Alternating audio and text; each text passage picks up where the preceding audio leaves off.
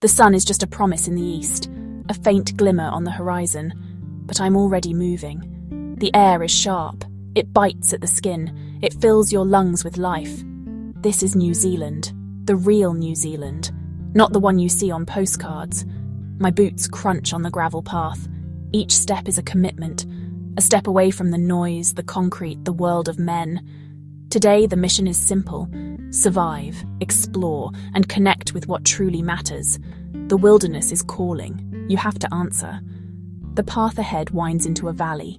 It's shrouded in a low-lying mist. The air here is thick with smells. It's a complex cocktail of life and decay. The sweet, damp scent of ferns and moss rises from the forest floor. It's the smell of pure, unfiltered nature. Sounds start to fill the air as the sun climbs higher. It's a natural symphony. The constant, gentle murmur of a nearby stream is the baseline. The rustle of leaves in the canopy above tells you the wind is picking up. Then there are the birds. Their calls are sharp and clear in the morning air. Visually, this place is a masterpiece. The colours are so intense. The green is not just one colour, it's 100 different shades.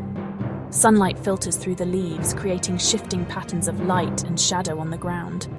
It's like walking through a living cathedral. The New Zealand bush is full of life. You just have to know where to look. I stop and crouch down. The forest floor is a miniature world of its own. A large black waiter, a giant flightless cricket, sits motionless on a log. These guys are prehistoric. Survivors. Suddenly, a flash of colour. A tui bird lands on a branch just above my head. Its feathers are an iridescent mix of blue, green, and bronze. It lets out a complex series of calls, a mix of clicks, whistles, and what sounds like a cough. They are incredible mimics, true characters of the forest. The silver fern is an icon of this country for a reason. I turn over a frond. The underside shimmers with a silvery white colour. A small, flightless bird, a weka, darts across the path ahead of me. It's curious and bold. It stops and looks at me for a moment before disappearing back into the undergrowth. The path begins to climb. The dense forest starts to thin out. I break through the tree line and the world opens up. Before me are giants, the mountains. They rise up to meet the sky.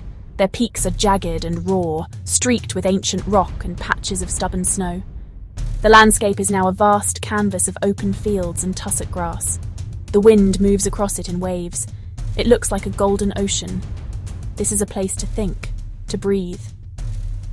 I find a rocky outcrop and stop to rest. The view is breathtaking. In the distance, I can see the river I was following earlier.